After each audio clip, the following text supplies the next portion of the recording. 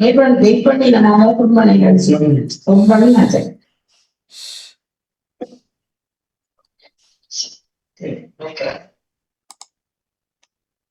ஆர்வமாகன்றது பயிர்வும் தொகுப்பாடு ஜெயநடசன் அவர்கள் வணக்கம் வாருங்கள். இனிய மதிய வணக்கம். கலைவாணி மோகன் அவர்களுக்கும் அனைத்து பாமுகர்களுக்கும் வணக்கம். F A TV London Tamil radio பாமுக அதிபர் நடாமூன் அவர்களுக்கும் பாமுக தோப்பாளினி கலைவாணி மோகன் அவர்களுக்கும் பார்த்தும் கேட்டுக்கொண்டிருக்கும் அனைத்து பாமுகர்களுக்கும் எனது மதிய வணக்கம். நான் திருமதி ஜியா நடேசன். இன்று பயனும் பயிறு நிகழ்வு 233வது ஆக்கமாகும். நவம்பர் நிகழ்வாகும்.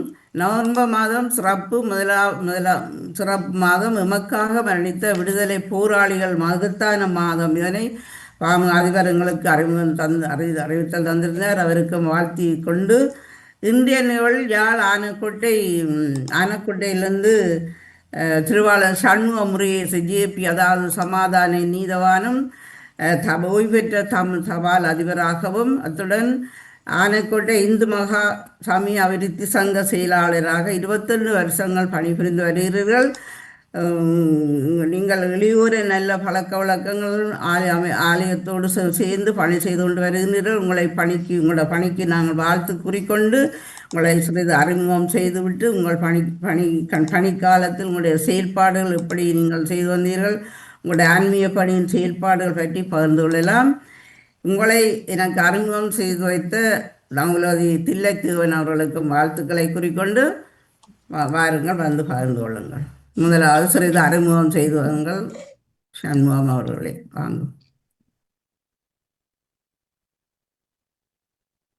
சண்முகம் ஆனைக்கோட்டையிலே பிறந்து வளர்ந்து என்னுடைய பாடசாலை கல்வியை ஆனைக்கோட்டையிலேயே பெற்று அதன் பின்னர் ஸ்டான்லி கல்லூரியிலே அந்த காலத்தில் நடைமுறையில் இருந்த புலமை பரிசில் பெற்றவர்கள் இலவசமாக சென்று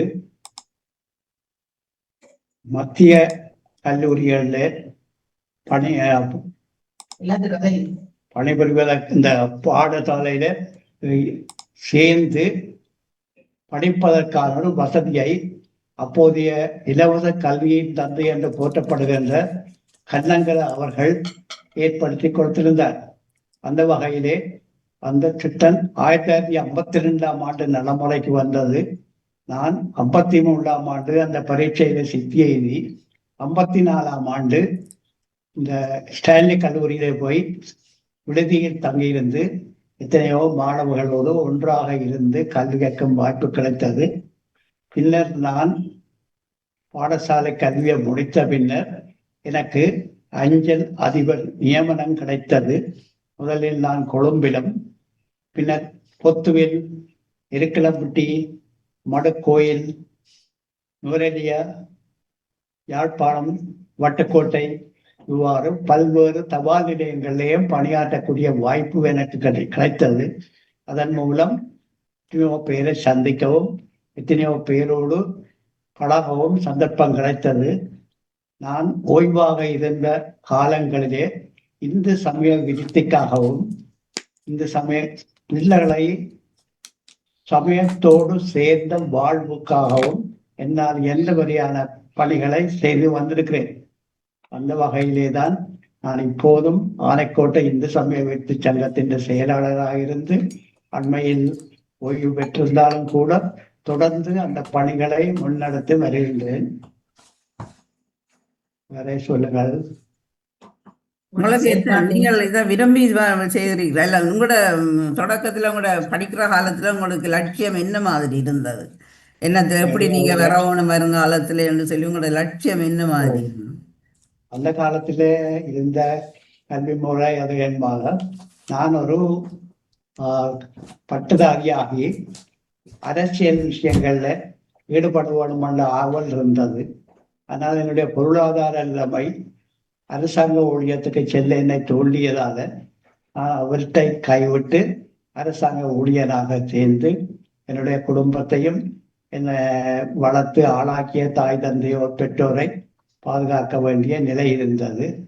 அதன் பின்னர் தான் நான் ஓய்வு பெற்ற பிறகுதான் நிறைய பொது பணிகள்ல ஈடுபடக்கூடியதாக இருந்தது. சேவையில் இருந்த காலத்திலே நான் இவற்றோடு தொடர்பு பட்டிருந்தாலும் கூட அதன் பின்னர் எனக்கு கிடைத்த வாய்ப்புகளை பயன்படுத்தி இந்த சமயம் தமிழ் போன்ற விஷயங்கள்ல கூட ஆர்வம் செலுத்தக்கூடியதாக இருக்கிறது. ஆமா, உங்களோட தபால் அதிபர் காலத்துல உங்களுக்கு பல நாடுகள் பல நேரங்களில் நீங்கள் வேலை செய்திருக்கிறீர்கள். அப்போது உங்களுக்கு சவால்கள் ஏதாவது இருந்ததா அல்லது கஷ்டங்கள் இல்லாமல் இருந்து சந்தோஷமாக அந்த வேலையை பணியை செய்தீர்களா?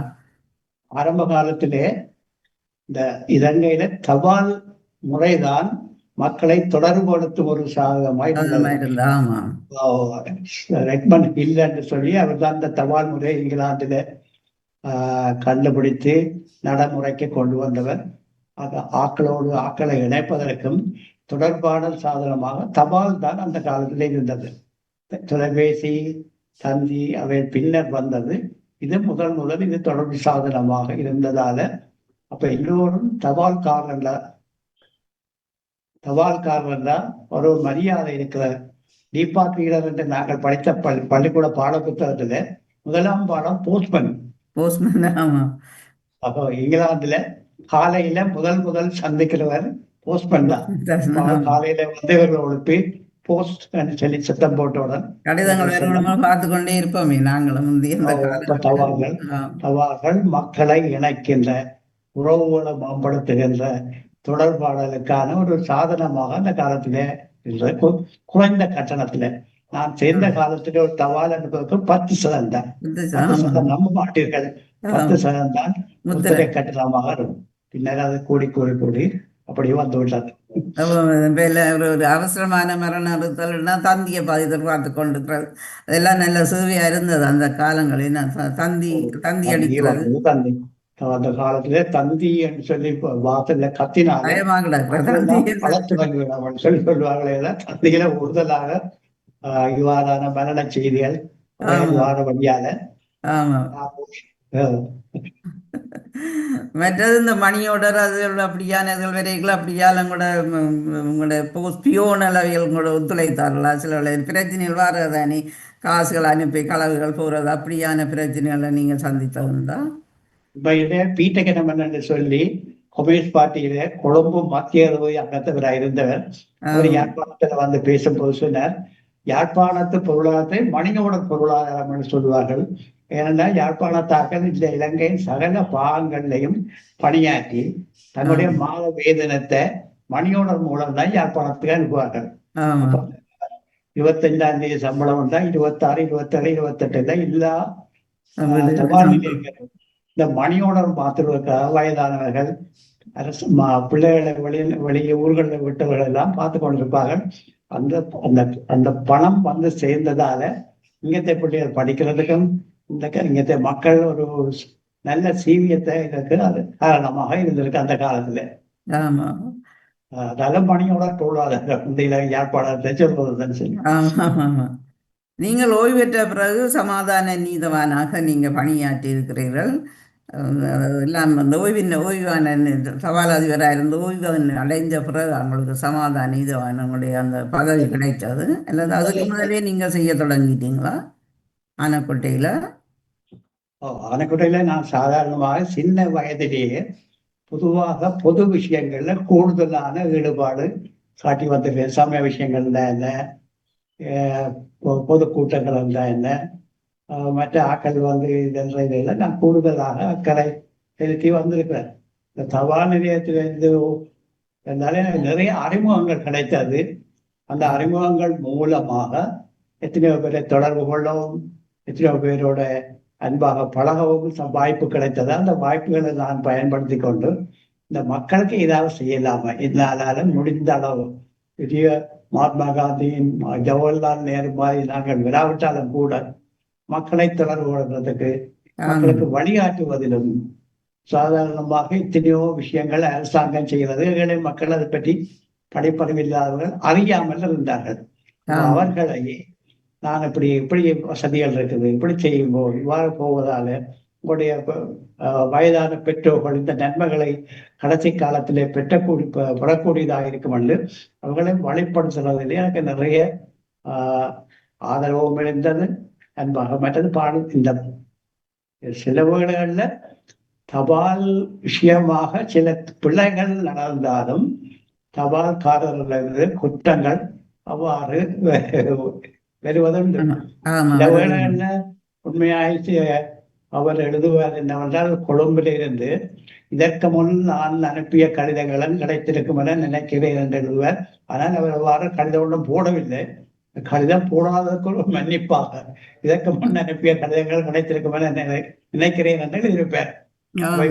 இதற்கு முதல் போட்ட கடிதங்கள் கிடைக்கவில்லை. அவ்வாறு இல்லை, அதிகமாக எங்கேயாவது தவறு நடக்குமே அன்றி கடிதங்கள் தவறுவதற்கோ அல்லது கடிதங்களை விநியோகிப்பவர்கள் களவு செய்வதற்கோ இடமில்லை என்ற நெருக்கமான கட்டுப்பாடும் நெருக்கமான கண்காணிப்பு இருந்ததால அவ்வாறான சந்தர்ப்பங்கள் வெகு குறைவே செய்திருக்கிறார்கள். என்ன ஒரு இது இல்லாம பிரச்சனை இல்லாம வேலை செய்திருக்கிறார்கள். சந்தர்ப்பமே இல்லைன்னு. ஆனா வேறு திணைக்களங்களோட சில பேருக்கு உரிய காலத்துல கடிதங்கள் கிடைக்கிறீர்கள் வந்து மக்கள் போய் முறையீடு செய்கிறவர்கள் தான் தபால் அதிபர்களுக்கு அப்படியான சந்தர்ப்பங்களுக்கு கிடைத்ததா? போஸ்பியோன் கொண்ட நேரத்துக்கு கடிதம் கிடைத்ததால் அதுக்கண்டான படிவம் ஒரு போம் இருக்குது.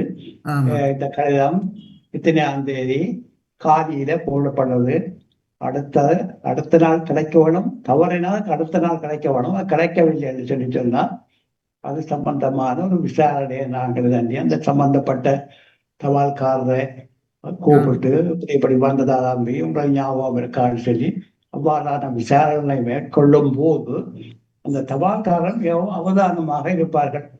இந்த கடிதம் பெறாவிட்டால் எங்களுக்கு சரியா கஷ்டங்கள் இருக்குது சரியாகவே அவர்கள் நிறைய பேர் அநேகமாக தபால்காரர் மிகவும் ஒழுங்கான மனிதர்களாக இருந்ததை நான் யோசிக்கிறேன். எனக்கு ஒரு ஆச்சரியம், இவர்கள் இவ்வளவு தூரம் ஒழுங்கானவர்களாக இருக்கிறார்களே என்று கூட. அதிபரும் ஒருவர் நல்லவராக இருந்தால் தான் நேர்மையானவராக இருந்தவர்களிடத்தான் கீழே வேலை செய்கிறவர்களும் ஒத்துழைப்பார்கள். என்ன உங்களுக்கு சிறப்பான வாழ்த்துக்களை கூறிக்கொள்வோமோ அந்த நேரத்தில் உங்களோட தபால் அதிபராக இருந்து நீங்கள் இவ்வளவு முன்னேற்றமாக வந்திருக்கிறீர்கள் என்று. மற்றவங்களுடைய சமாதான நீதவானாக இருந்து என்ன பணிகளை செய்து கொண்டிருக்கிறீர்கள்? சமாதான நீதவானா இருக்கு. சமாதான நீதவான சமாதான நீதவானாக நான் சேவை இருக்கும் போதே எனக்கு இந்த பதவி கிடைத்தது. அது வந்து கிடைத்தது. சமாதான நீதவான் சொல்றது ஆள் அடையாளத்தை உறுதிப்படுத்துவதற்கான ஒரு முறைதான் அது. யாழ்ப்பாணத்திலே ஒரு இடத்திலே இருக்கிற ஒருவரை பற்றிய அவருடைய நன்னடத்தை, அவருடைய படிப்பு திறமை, அவருடைய இயங்கு நிலை, குடும்ப பின்னணி இவற்றை அறிமுகப்படுத்துவதற்காக ஒரு சான்றிதழாகத்தான் நாங்கள் அதை கொடுக்கிறோம். இந்த மாதிரி ஒரு நல்ல குடும்பத்திலிருந்து வந்தவர், ஒழுங்கானவர்,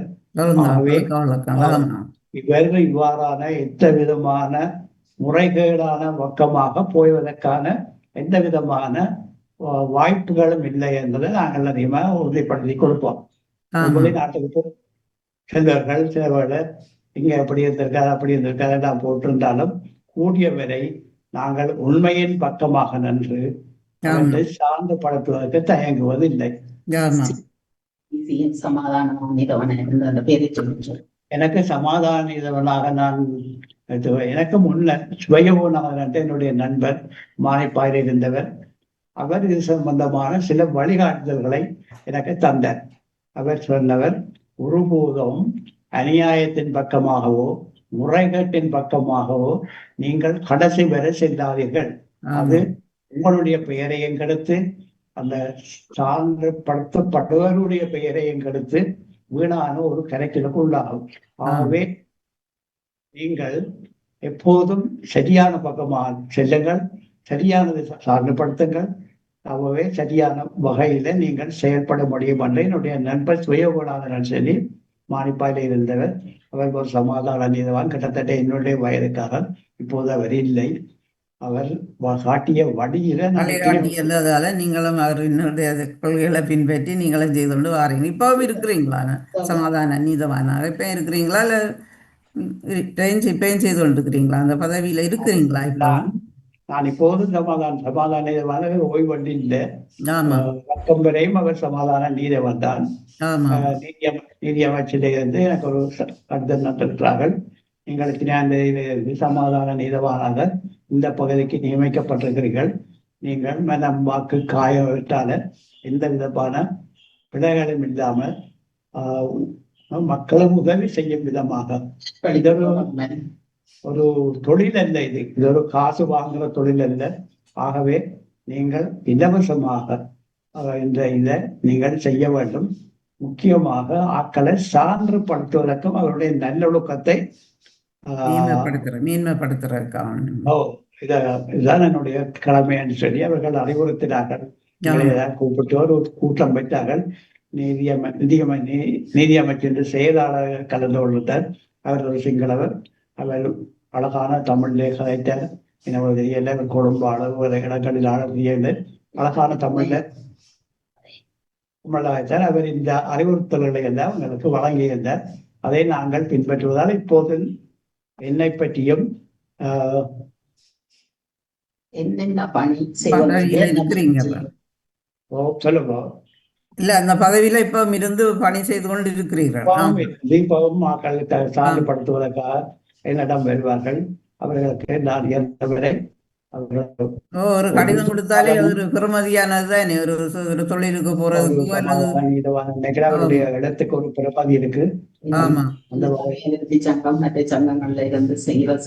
இந்த பதவியில இருந்து ஆக்களுடைய அறிமுகம் கிடைத்ததால ஆனைக்கோட்டையில இருந்து இந்து சமய வித்து சங்கம் என்று சங்கம் இருக்குது. இந்து சமயத்தின் முன்னேற்றத்துக்காகவும் இந்த பிள்ளைகளை சமயத்தின் பால் நம்மளுடைய பக்கமாக வாழ வைப்பதற்குமான முயற்சிகளை நாங்கள் எடுத்து வந்திருக்கிறோம். இந்த நாயன்மாருடைய குருபூசைகளை கொண்டாடுறது, அந்த குருபூசைகளின் போது பேச்சாளரை கூப்பிட்டு நீதி நெறிகளை இந்த பிள்ளைகளுக்கு போட்டுவது, அதுல கேள்விகள் கேட்டவர்களுக்கு பரிசு கொடுக்கறது. அது ஒரு நாளும் செய்யறீங்களா? நாளாந்தும் செய்யறீங்களா அல்லது சனி நேரம் அப்படி நாளை ஒதுக்கி செய்யறீங்களா? இளையோரா பெரியோரும் வருவார்களா? இளையோரோட சேர்ந்து திட்டங்கள்ல பார்த்து ஒரு பேச்சாளர் ஒழுங்கு பண்ணி நேரம் போட்டு அதுக்கு ஒரு அறிவுத்தொழில் கொடுத்து இந்த பிள்ளைகளை அங்க வரப்பட்டு இதன்பம் வருடத்தில் ஒரு முறை அவர்களை எல்லோரையும் அங்க கூப்பிட்டு போட்டிகள் வைக்கிறது, மாலை கட்டுறது, சைவ சமயம் சம்பந்த மாலை கட்டுறது, பன்னிசை, சமய சம்பந்தமான போட்டிகளை வச்சா இருக்கிறார்கள். இப்ப அந்த ஒரு 200 பரிசுகள் கிட்டத்தட்ட கொடுக்க வேண்டி இருக்கும். 1, 2, 3 சின்ன இளையோருக்கா அல்லது பெரிய பெரிய விளம்பங்க வெட்டுறீங்களா? இளையோரா? பாடசாலை பிள்ளைகள் 2ஆம் ஆண்டுல இருந்து கோயில் வேற உள்ள பிள்ளைகள் இந்த இதுகள்ல பங்கு கொள்வினோம். சனி ஞாயிறு தான் அந்த வகுப்பு வைக்கிறீங்களா? சனி ஞாயிறு இல்லையா? பிள்ளைகள் பாடசாலை போயிடுவார்களே. அறநடை வகுப்பும் பன்னிசை வகுப்பும் கோயில் மண்டபத்தில் வைக்கிறாங்க. கோயிலுக்கு மண்டபம் இருக்குது, இது நடத்துறது. இதுக்கு உங்களோட மனைவி, உங்களுக்கு எத்தனை பிள்ளைகள்? உங்களோட மனைவி உங்களோட குடும்பத்தை பற்றி சின்ன பங்கள். ஒருவர் வெளிநாட்டில் திருமணமாகி அங்கே பிரான்ஸ் நாளில் இருக்கிறார். மற்றவர் இங்க ஒரு சட்டத்தரணியாக பணியாற்றி கொண்டு இருக்கிறார். என்ன பேர் அவர்? லேடி ஓம்பளையா? என்ன பேர் உங்களோட மகளுக்கு? சட்டத்தரணியா வேலை செய்யறாவா? அவர் திருமகள் மோந்தராஜன் அவருடைய பேர். ஆமா. மனைவி உடுவில் பெண்கள் பாடசாலையில ஆசிரியராக இருந்து இப்போ ஓய்வு பெற்று இருக்கிறார். இப்ப இதால எனக்கு இந்த கல்வி புலம் சம்பந்தமானவ கூடுதலாக பழக்கமாயும் பரிச்சயமாயும் இருந்து வந்திருக்குது. உங்களோட மனைவியார் 2 பிள்ளைகள் தான் உங்களுக்கு? 2 பிள்ளைகளோ? ஆமா. மனைவியார் என்ன செய்யறாங்க? உங்களோட மனைவியார் என்னோட உதவி வீட்டுல தான் இருக்கிறோம். எனக்கு உதவியாகவும் என்னுடைய இதுல இப்படி இருக்கிறார்.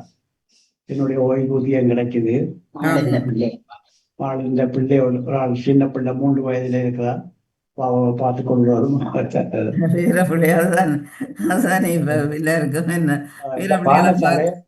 அந்த பாடசாலையும் விடுதி வாழ்க்கையும் எங்களை இப்படி ஒரு பக்கமாக கொண்டு வந்திருக்கேன்னு சொல்லி ஸ்டாலிக் கல்லூரி அந்த காலத்துல புகழ்பெற்ற ஒரு பின்னர் பெயரை மாற்றினவன். 1925ஆம் ஆண்டு அந்த பாடசாலை தொடங்கினதாக வரலாறு சொல்லுவது. யாழ்ப்பாணம் பக்கத்திலே இருந்து ஒரு அரசாங்க பாடசாலை அது. அந்த இந்து சமய விருத்தி சங்கத்தில் நீங்கள் செயலாளர் இருக்கிறீங்க, மற்றவர்கள் எல்லாரும் வந்து உங்களோட சேர்ந்து பணி செய்வார்களா? உங்களோட மற்ற அறிகுறிகள் ஆற்றல் அந்த கொடுக்க. அந்த காலத்திலே இருந்து பெரிய பெரிய ஆட்கள் அந்த சங்கத்தின் தலைமை பதவியில் அங்கத்தவர்களாக இருந்தபடியால் வேலும் கூட நாடு எல்லாவற்றுக்கும் சேர்ந்து இயங்குறதுக்கான ஒரு வாய்ப்பு இருந்தது. எல்லாரும் ஒற்றுமையாக நாங்கள் நல்ல பெருசு வெஸ்ட் சொல்லியிருந்தேன்.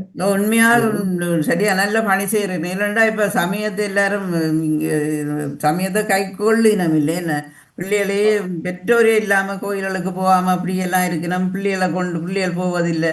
அது அப்படியான நேரத்தில் நீங்கள் அங்கே இந்த பணியை செய்கிற மிகவும் சிறப்பான வாழ்த்துக்கள் உங்களுக்கு கூறிக்கொள்ளணும். என்ன நன்றி. பெரும்பணி, அது பெரும்பணி. என்ன திருவாரம் முதல் திருவாசம் முதல் கோலம் போடுதல் கட்டுதல் சொல்லும்.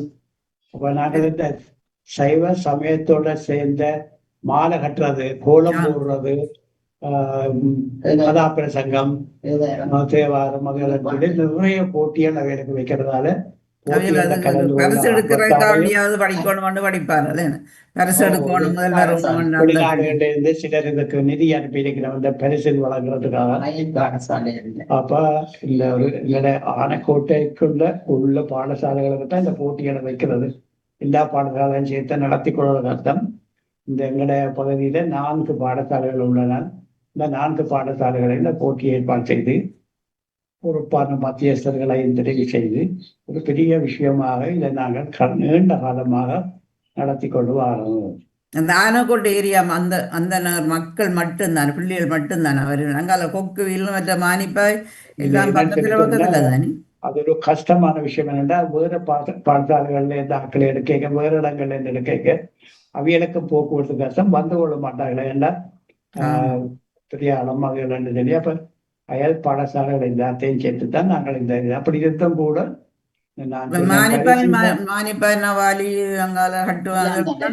இல்ல இந்த ஆனைக்கோட்டை இந்து சமய விருத்தி சங்கம் பண்றது ஆனைக்கோட்டை, நவாலி, மானிப்பாய், சுதுமலை எல்லாம் சேர்ந்ததுதான் ஒரு இதுக்கு கோயில் பெற்றல் சொல்றது. அந்த அதுல வருகிறது சுகமாயிருக்கங்களை நடத்துறது. இந்த முன்னம் இருந்தாக்களும் விளையாட்டு சட்டத்தை என்னென்ன மாதிரி போட்டிகளை நடத்தப்படும். உங்களுக்கு எல்லாம் கொண்டு நடத்தி இருக்கிறார்களே முதலையும் செய்து அது பிறகு நீங்க வந்து செய்து இப்ப தொடர்ந்து நடத்தினபடியால எங்களுக்கு அந்த வழியில போய் செயல்படுறதுக்கு இலகுவாக இருக்குன்னு கதிரேச ஆசிரியர் தெரியாவர் இந்த பகுதியை சேர்ந்தவர். திருக்கேஸ்வரன், கொழும்பு ஒவ்வொரு இடங்கள்ல பணியாற்றி அனுபவம் வாய்ந்தவர். அவர் இந்த சங்கத்தை வழிநடத்துற பொறுப்புல முன்னர் இருந்தபடியால அவற்ற காலத்துல இந்த போட்டி அதுகள் ஒழுங்கு பண்றதுக்கு எல்லாம் இலகுவாக இருந்தது. இப்ப இல்லை இருந்தாலும் இருந்த காலத்துல இந்த அர்ப்பணிப்போட இந்த செயலியை செய்திருந்திருக்கார். அது எங்களுக்கு ஒரு முன்மாதிரியாகவும் வழிகாட்டியாகவும் இருந்திருக்கிறது. ஆமா, வெங்கல இல்லாத காலத்துல யாராவது வந்து தொடர்ந்து செய்து கொண்டு இருப்பார்களா அந்த பணி? எழுவுறாங்களன் அதிகமாய் நாங்கள் யோசிக்கிறது எங்களை புறவே செய்யணும் அப்படி எதாவது பார்த்தா இளம் மக்கள் தான் வந்து சேர்ந்து கொள்ளலாம். வெளியூரைத்தான் விட வேணும். வெளியூர்கள் அந்த திட்டமிட்டு எல்லாத்தையும் செய்வாரலாம் அழகாக. என்ன திட்டமிட்டவர்களும் பின்னுக்கு வழிகாட்டிகளா இருக்கலாம் பெரியவர்களாம். நாங்கள் என்ன சொல்லியிருந்தா இந்த இவர்களுக்கு ஒரு வழியை காட்டி விடலாம். அந்த வகையில என்னுடைய மனைவியுடைய தங்கச்சி பயிருக்கு நம்ம வேணும் ஆசிரியர்கள் தான் குலபதி என்று சொல்லி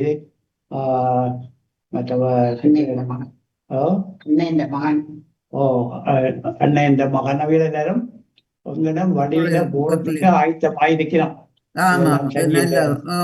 இதெல்லாம் சரியில்லை இதோடைய மெனக்கதில் அப்படியான மனப்பான்மை இல்லை. அவர்களும் தங்கள் அளவு இயன்ற அளவு இந்த பக்கமாய் இதான் சொல்லி அது ஒரு சுகம் பாருங்க நினைச்சுட்டு சொன்னா எப்போதும் இந்த சமய பக்கமாய் போய்க்கிற தீமை விடாது ஒரு காலம். நன்மைகள் பெறாமலும் விடும், தீயவை ஒன்று நடக்காது. அது ஒரு நல்ல விஷயம். அப்ப எங்களுடைய மற்றவர்கள் எல்லாரும் இருக்க நல்ல ஆதரவாக இருக்கிறார்கள். சிறப்பு சிறப்பு. உங்களோட பணி வாழ்த்துக்கள் சிறப்பாக இருக்கு. நீங்க முக்கியமாக என்னுடைய துணைவியார் வந்து ஒரு ஆசிரியராக இருந்தபடியாலும் அவருடைய கையெழுத்து எல்லாம் அழகான கையெழுத்தண்டபடியா எனக்கு எல்லா பேர்கள் பதிகிறதுக்கு ஒரு லிஸ்ட் ஒன்று தயாரிக்கிறதுக்கு எல்லாத்துக்கும் ஒரு நல்ல பக்கத்துணையா இருக்கிறடி அதுதான். ஆமா ஆமா அது இருந்தா தானே என்னுடைய கையெழுத்து அவ்வளவு வாய்ப்பில்லை. சின்னல இருந்து அப்படியா போயிட்டது. அப்ப இந்த நல்ல இதாயிரம் எனக்கு அந்த எழுதி கொள்வதற்கு எல்லாத்துக்கும் அவன் உதவி மிகவும் பரிபூர்ணமாக கிடைத்தது. தலையெழுத்து சரியா தலையெழுத்து சரியா இருந்தா கையெழுத்தும் சரியா இருக்கும். அதை பற்றி பதவிகளை வச்சு வச்சிருக்கிறீங்க. உங்களுக்கு எத்தனை நாடுகளில் போய் நின்று அந்த உத்திகளை செய்து வந்திருக்கிறீங்க. சவால் அதிபராக இருந்திருக்கிறீங்க. எத்தனை சவால்களை கடந்து வந்திருக்கிறீங்க. உங்களோட பணி அப்படி நீங்க சொல்லக்கூடாது. என்ன அத்தோட நீங்க இப்ப பென்ஷன் வேலை செய்கிறீர்கள். உங்களோட திறமை உங்களோட பணி அஞ்சல் அதிபராக இருந்த காலத்துல ஒரு சின்ன விஷயம் சொல்லலாம் நினைக்கிறேன்.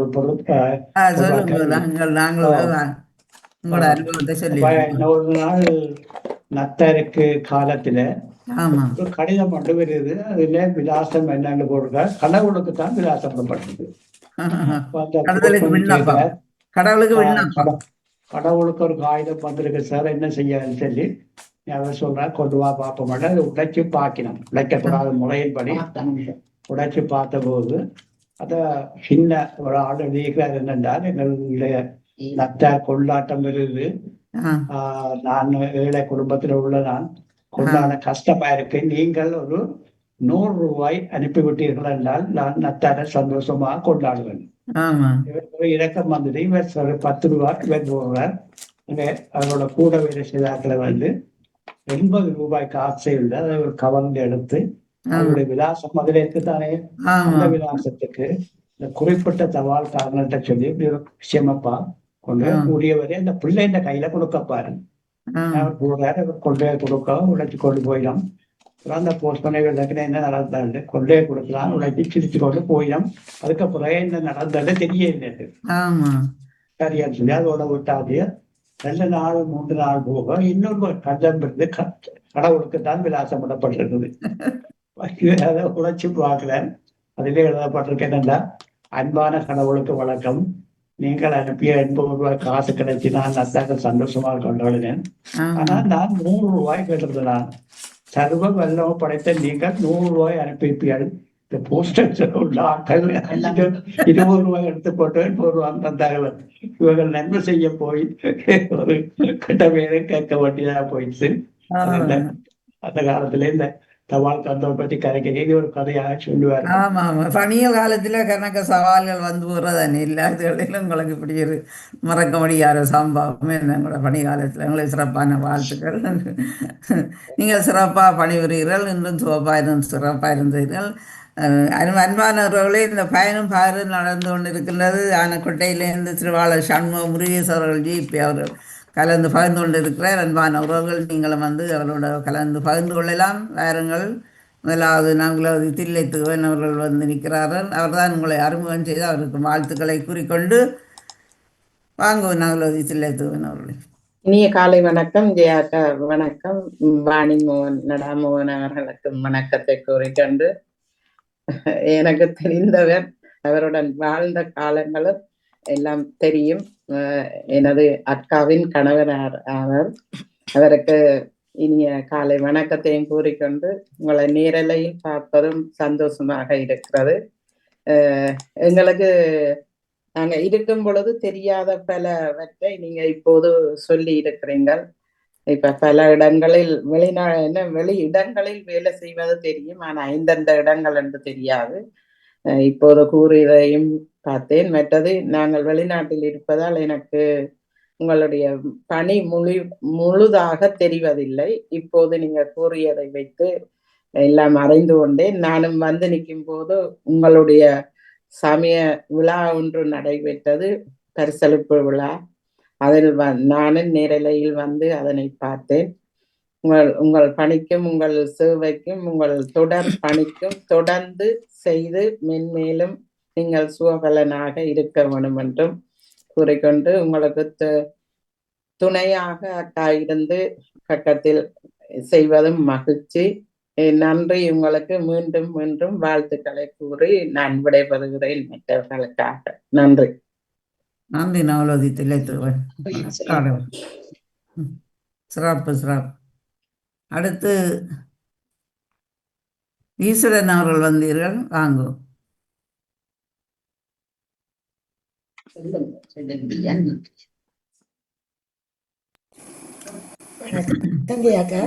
நியூஸ் பிள்ளை வாங்கோ, பிரான்ஸ் நாட்டிலேருந்து நியூஸ் பிள்ளை வாங்கோ. வணக்கம் ஐயா, உங்களுக்கும் அன்பான வாழ்த்துக்களை கூறிக்கொண்டு வரவேற்றுக் கொண்டு ஜியாக்கா மூலமாக நகுலாவதி அவருடைய அறிமுகத்தில் ஜியாக்காவோடு பயணம் பகிர்ந்தீர்கள். இந்த பாமுகத்தில் வந்து உங்களுடைய சேவைகளை பற்றி நீங்கள் சொல்லிக் கொண்டிருந்தீர்கள். மிகவும் சிறப்பாக பணியாற்றி இருக்கின்றீர்கள். உங்களுடைய திறமைகள், உங்களுடைய சேவைகள், நீங்கள் பணிபுரிந்த இடங்கள் எல்லாம் அறிந்திருந்தோம். மிகவும் வாழ்த்துக்கள் உங்களுக்கு. இப்போது ஓய்வு நிலையில் இருப்பீர்கள் என்று நினைக்கிறேன். ஓய்வு நிலை தான் இப்போது. தபால் அதிபர் ஓய்வு நிலையில் இருந்து ஆன்மீக பணியர் அலுவல்களும் ஜேபியாவும் பணிபுரிந்து கொண்டிருக்கின்றார். அதாவது நீங்கள் ஓய்வு நிலையில் இருந்தாலும் உங்களுடைய பணிகள் சிறந்து கொண்டிருக்கிறது. சிறப்பு நடைபெற வேண்டும் என்று நானும் வாழ்த்திக் கொடுக்கிறேன். ஜியாக்காவுக்கு இந்த நேரத்தில் வாழ்த்தையும் கூறி அறிமுகமாக பணியில் கொள்வதற்கு வாழ்த்துக்கள் கூறுகின்றேன். நன்றி ஐயா, உங்களுடைய பணிகளுக்கு நன்றி. நன்றி நேமிஸ் பிலிப் அவர்களே. ஈஸ்வரன் அவர்கள் வாங்க, இங்கிலாந்து நாட்டில் இருந்து. வணக்கம் மணியக்கா, வணக்கம் நடேசனர்களே. இன்றைய விருந்தினர் சண்முகம் பிள்ளை, சண்முகம் முருகேசு சண்முகம் அவர்களையும் வரவேற்று அனைவருக்கும் வணக்கம். போஸ்ட் மாஸ்டர் என்பதும் இந்த JP, school teachers, principal, GS, GA, அந்த நாளையில அப்போதிக்கரை, ஏஎம்பி, டாக்டர்ஸ், இவங்களெல்லாம் அந்த கிராமத்துல, அந்த பட்டணத்துல கொஞ்சம் பிரபல்யமாக எல்லாரோடையும் மதிப்பு கொடுத்து பொதுமக்கள் இருக்கும் ஒரு உத்தியோகம்.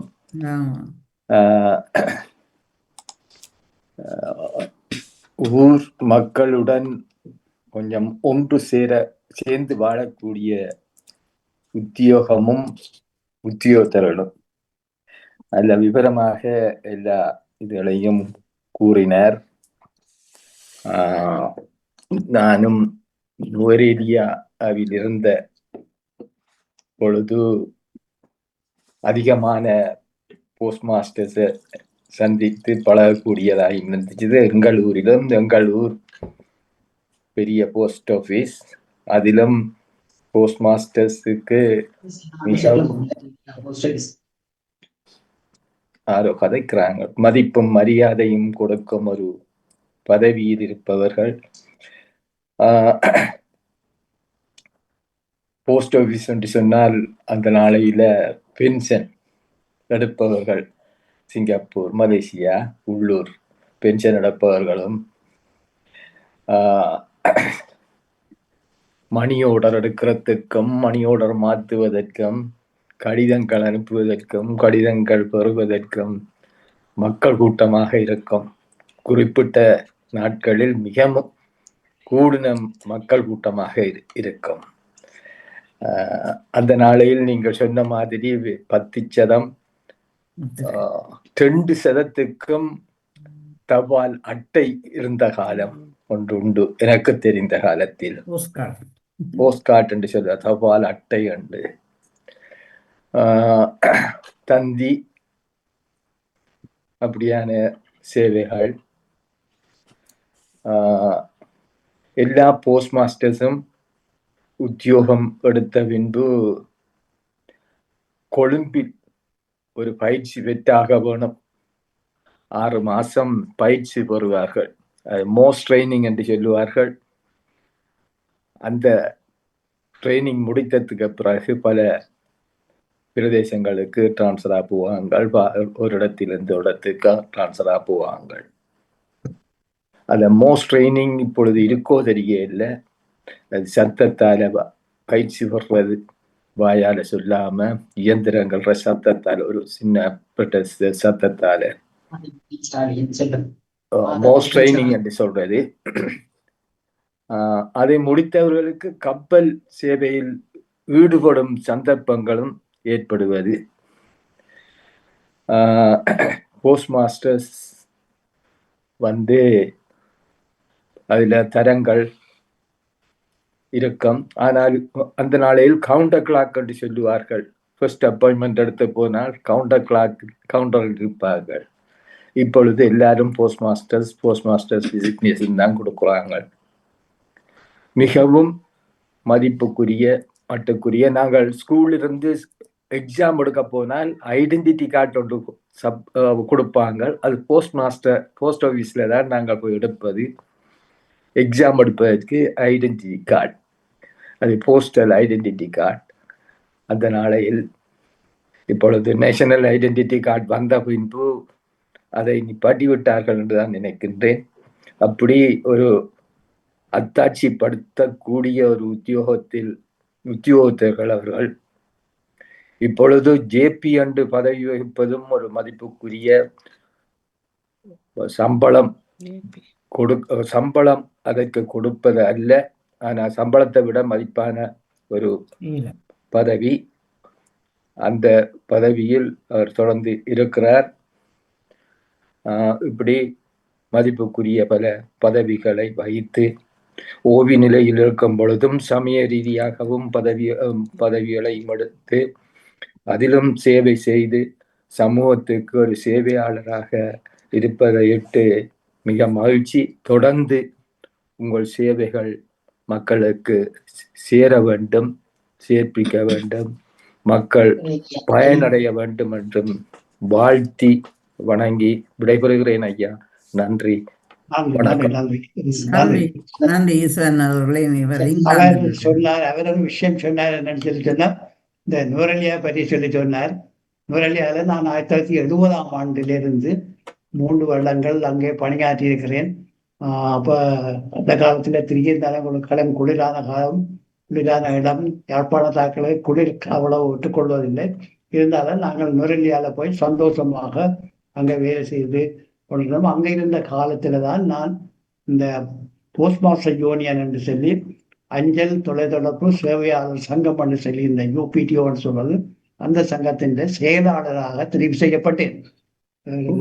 இறுதியாக நான் ஓய்வு பெறும் காலம் வரையும் இந்த அஞ்சல் சங்கத்தின் செயலாளராக நான் நீண்ட காலமாக 30 ஆண்டுகள் அதிலே செயலாளராக தெரிவு செய்யப்பட்டு சிங்கள நண்பர்கள், இப்போதும் சில சிங்கள நண்பர்கள் தொலைபேசியில் தொடர்பிலே இருக்கிறார்கள்.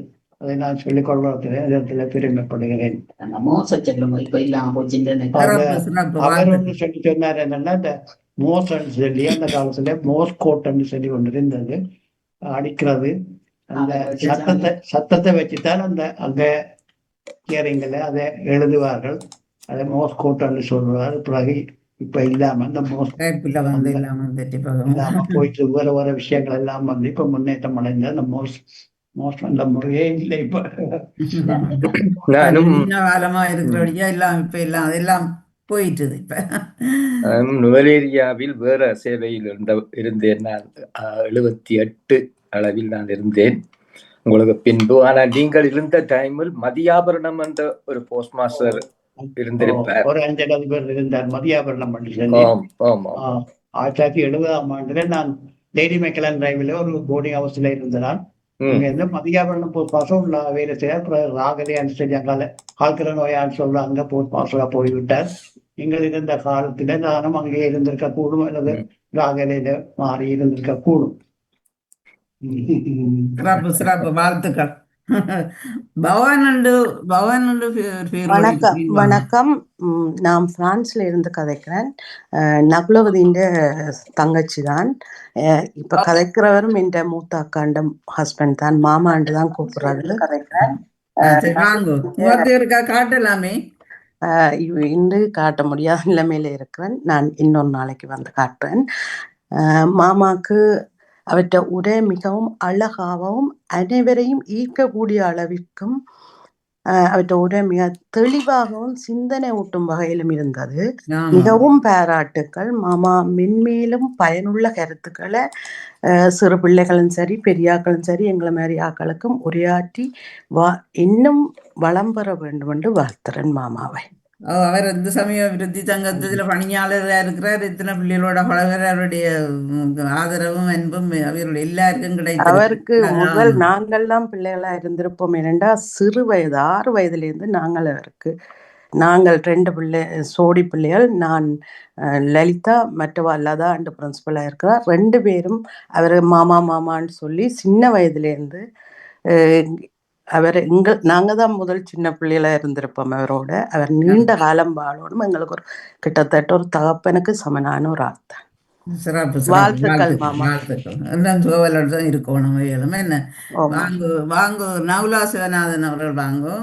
வணக்கம் வணக்கம். ஆமா வணக்கம் சண்முகம் ஐயா. உங்களுடைய அதாவது அந்த போஸ்ட் ஆபீஸ் போஸ்ட் மாஸ்டர் என்றால் என்னுடைய கணவற்ற அப்பாவும் போஸ்ட் மாஸ்டரா தான் இருந்தவர். எனக்கு உடனே அந்த ஞாபகம் வந்தது. சிங்கள நாட்டுல நீண்ட காலம் பணிபுரிந்த ஒரு வரும். அப்ப நீங்களும் அந்த பகுதிகள் ஊடாக பணியாற்றி இருக்கிறீர்கள். உங்களோட சேவையை, அதாவது சமூக சேவையை எல்லாம் நீங்க சொல்லிக்கிட சந்தோஷமாக இருக்கிறது. அதாவது ஓய்வு பெற்ற பின்னர் என்ன செய்யலாம் என்று சிந்தித்து பார்த்தால் சமூகத்துக்கு ஏதோ ஒன்று செய்ய வேண்டும் என்றதை நினைச்சு கொள்வீங்கள் என்றால் அநேகமான ஆக்கள் சும்மா இருக்க மாட்டார்கள். அந்த வகையில நீங்கள் இந்த வயசிலும் துடிப்பாக இருக்கிற ஒரு இளைஞன் மாதிரி நீங்கள் சேவை ஆற்றி கொண்டிருக்கிறது எங்களுக்கு மகிழ்ச்சியாக இருக்கிறது. நான் ஒரு கேள்வி உங்களை கேட்கலாம் என்று நினைச்சேன். என்னென்றால் இப்ப நீங்கள் சிங்கள ஏரியாக்கள்ல வேலை செய்யும் போது உங்களோட அனுபவங்கள் அவைகளோட நல்லா பழகி இருப்பீங்கள். ஆனால் உங்களோட வேலை செய்த இப்ப ஒரு ஆள் இருக்கிறார், அவர் போஸ்ட் மாஸ்டர் தான். அவரோட வேலை செய்த சக ஊழியர்கள் அவர்களுடைய ஒரு பணத்தை திருடியதாக அறிந்திருந்தேன். அப்படி நடந்தால் என்ன அந்த நேரத்துல நீங்க செய்வீங்கள்?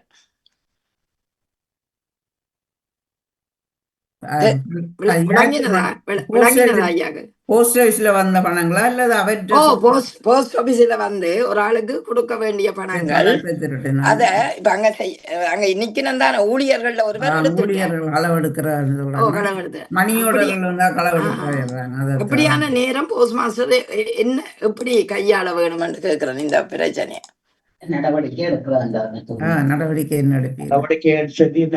பொதுவாக கனவு போய் திருட்டுன்றது என்னுடைய வாழ்க்கையில சந்திச்சதும் குறைந்தபடியால உங்களுடைய கேள்விக்கு மறுபடியும் சொல்வது கஷ்டம்.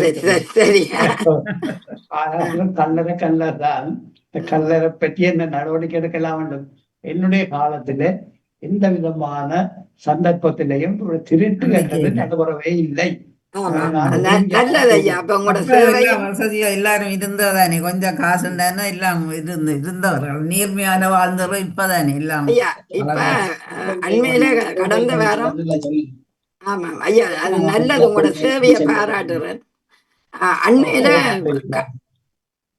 சொன்னவர் ஏதோ கடந்த வாரம் கனடாவில் நீங்க கேள்விப்பட்டிருப்பீர்கள், தபால்பட்டி அந்த 4 ஒரு குறிப்பிட்ட ஏரியாக்குள்ள இருக்கும். அந்த தபால்பட்டியை 2 கிழமைக்கு ஒருக்கா உடைச்சு எடுக்கிறார்களாம். என்னண்டா கண்டுபிடிக்கவில்லை. பிறகு இந்த வாரம் தான் அதை கண்டுபிடித்திருக்கிறார்கள். என்னென்றால் இந்திய மக்கள் தான் அதை செய்கிறார்கள் என்று பிடிபட்டிருக்கிறார்கள். என்னென்னா இப்போ ஒரு பேங்க் அக்கௌண்ட்டுக்கு முதல் ஏதாவது நம்பர்கள் மாற்றமெண்டா இந்த வருட கடைசி இடங்களுக்கெல்லாம் வரும் வீட்டை. பிறகு 2 கிழமையால் அதுக்குரிய கோட் வரும். இவங்க இந்த 2ஐயும் பிரித்து அந்த கோட்டையும் எடுத்து இந்த காட்டையும் எடுத்து பேங்கில் காசு அடித்து எடுக்கிற அந்த சம்பவத்தை இந்த பிடிபட்டுட்டினான். இப்படியும் இருக்குது. போஸ்டுகளை போட்ட, அதாவது பெட்டிக்குள்ள போட்ட கடிதங்களுக்கு என்றது எனக்கு இந்த நேரம் ஞாபகம் வந்தது. மிக்க நன்றி ஐயா, உங்களோட பணிக்கு சிறப்பான வாழ்த்துக்களும் பாராட்டுகளும். நன்றி நவலோதி சிவநாதன் அவர்களே. நவலோதி சிவநாதன் அவர்களே வணக்கம். வாங்கோ ராஜினி அல்போன்ஸ் வாங்கோ. ஜெர்மனியிலிருந்து ராஜினி அல்போன்ஸ் அவர்கள் வணக்கம். வாணி வணக்கம். ஜெயானடேஸ்வரன் அவர்களுக்கும் வந்த விருந்தினருக்கும் வாழ்த்துக்கள். உரையாடியை கேட்டு கொண்டிருந்தேன், சிறப்பாக இருந்தது. உண்மையிலே அந்த தபாலுகள்லையும் நீதி மன்றத்திலையும் வேலை செய்கிறார்கள் சொல்லுவார்கள். போஸ்ட் ஆஃபீஸ் கூடுதலாக அந்த அவர்களை வேலை செய்கிற மேனேஜர்களையும் சொல்லுவாங்க. அவர்களுக்கு எந்த நேரம் பார்த்தா அந்த கடிதங்கள் என்று சொன்னால் அவர்கள் அந்த என்ன மாதிரி அதை செய்ய வேணுமென்று அங்கே அந்த ஆரம்பத்தில் இப்போதான் எல்லாம் தலைகளாக போனதொழிய ஆரம்பத்தில் எல்லாம் சரியாக தான் நடந்தது. என்ன பாப்பா இருந்தது உங்களுடைய நாங்கள் கேட்டுக்கொண்டிருந்தேன். அறிவுரைகளுக்கு எல்லாத்துக்கும் வாழ்த்துக்கள். கொண்டு வந்த ஜெயா நடேசன் அவர்களுக்கும் வாழ்த்துக்கள். பாமோத்துக்கு நன்றி கூறி விடைபெறுகின்றேன் ஐயா. வாழ்த்துக்கள். நன்றி ராஜினி அல்போஸ் அவர்களே, சிறப்பு வாழ்த்துக்கள். வேறு யாரும் இருக்கின்றீர்களோ?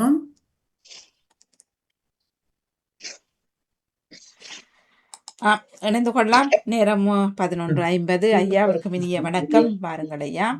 அறிமுகம் செய்த நகுலபதி திலத்தேவன் அவர்களுக்கும் நன்றி. மாமான்னு சொன்னதாக சொன்னார். அது இந்திய வழக்குத்தான் அந்த மாமா போடுறது. இலங்கையில் இருந்தது எனக்கு தெரியாது. ஆகவே பார்த்தீங்களா, இங்கே எல்லாம் இருந்து வருகின்றார்கள் என்று குரல் தருவதற்கு அவ்வளவு ஐயாவின் அந்த அன்பும் அதில் வச்சிருந்து பற்றும் தான் உண்மையில். மிக சிறப்பாக குடும்பத்தை மட்டுமல்ல, நீங்கள் சமூகத்தோடு இணைந்து மிக சிறப்பான விஷயங்களையும் பார்த்துருக்கின்றீர்கள். போஸ்ட் மாஸ்டர் தான் எங்கள் அப்பாவும் ஊரில் இப்போ அந்த பணியை தம்பி செய்கின்றார். ஆகவே நீங்கள் சொன்னது போல் அந்த காலங்களில் அந்த களவு என்பது அது குறைவாகத்தான் இருந்தது. அப்பா வேலை செய்யும் பொழுதும் பெருசாக இல்லை. ஐயா பல பக்கங்களிலும் ஐயாவை விட அம்மாவை இன்டர்வியூ பண்ணிக்கலாமோ என்பது போல இருந்தது. ஏனென்றால் பக்க பாத்தியமா அம்மா தான் இருக்கிறார் பக்கத்தில். எல்லாம் அவர் எடுத்து கொடுக்க ஐயா சொல்லி கொண்டிருக்கிறார். அவரை வைத்து செய்திருக்கலாம் என்றால் அவர் சொன்னது போல தான் எல்லாமே ஒரு கை தட்டினா உசவர அது என்ன ரெண்டு தான் தட்ட வேண்டும்.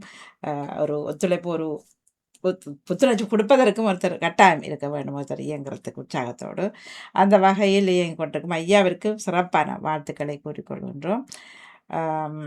ஜெயலலிதா வரும் கேள்வியில் இருந்தால் அல்லது நகுலபதி அவர்கள் கேட்டுக்கொள்ளலாம். வணக்கம். சின்ன வயதுல இருந்தே அவருடன் பழகியபடியால் அந்த நேரம் நாங்கள் அப்படி கூப்பிட்டோம். பின்னர் தானே திருமணம் நடந்தது. அப்படியா நடந்தது? அதால அந்த மாற்றத்தை கூப்பிட்ட மாமா என்று கூப்பிடுவதை அதை நிறுத்தவில்லை.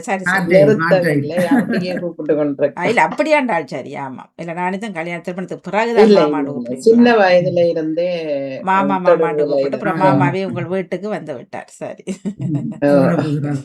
சின்ன வயதுல எங்களுக்கு பாடம் எல்லாம் சொல்லி தருவார். வந்து நிக்கும் பொழுது, அந்த லீவ்ல நிக்கும் பொழுது கூடுதலாக அக்காக்கு அண்ணாதான் கூட பாடங்கள் சொல்லி கொடுப்பேன். அப்ப அந்த காலத்துல இருந்தே தெரியும், சின்ன வயதுல இருந்து. சரி சரி. நமது உறவினரும் கூடத்தான். இந்த இடத்துல நான் ஒரு விஷயம் சொல்லணும். இந்த இடத்துல நன்றி சொல்ல வேண்டிய ஆக்கள் இருக்கிறது. திரு நன்னா மோகன், கலைவாணி மோகன், ஜெயா நடேசன். அதோட இந்த இடத்துல நான் யாருக்காவது நன்றி சொல்ல தவறி இருந்தால் அவர்களுக்கும் இந்த இடத்துல நன்றிகளை சொல்லிக் கொண்டு வாழ்த்து கூறிய எல்லோருக்கும் நன்றி தெரிவித்துக் கொண்டு உங்களை விடைபெற விரும்புகிறேன். நன்றி, வணக்கம். நன்றி ஐயா. பணிக்கு சிறப்பான வாழ்த்துக்கள். உங்களை வாழ்த்துக்குரிய இந்த பாமு லண்டன் தமிழ் ரேடியோ அதிபர் நடாமூன் அவர்களுக்கும் அவர்களுக்கும் இந்த நடாத்தி கொண்டிருக்கிற அனைத்து பாமூர்கள், அதாவது எங்களுக்கு வாழ்த்துக்குரிய நவலோதி தில்லைத்தேவன், நேவிஸ் பிலிப்ஸ் பிரான்ஸ் நாட்டிலேருந்து, ஈஸ்வரன் அவர்கள் பிரித்தானியா நாட்டிலேருந்து, பவன் அவர்கள் பிரான்ஸ் நாட்டிலேருந்து, நவலதி சிவநாதன் ஜெர்மனியிலேருந்து, ராஜினி அல்போன்ஸ் ஜெர்மனியிலேருந்து, வாணிமோகன் அவர்கள் தோப்பாளினி அவருக்கும் சிறப்பான வாழ்த்துக்களை கூறி, ஐயா நீங்கள் இன்னும் சுகபலத்துடன் இருந்து இன்னும் பல பணிகளை செய்து இறைவன் ஆசீர்வாதத்தோடு உங்களோட நலன் கருதி இறையாசியுடன் உங்களை வாழ்த்தி விளைவிட்டுக் கொள்கின்றோம். நன்றி ஐயா.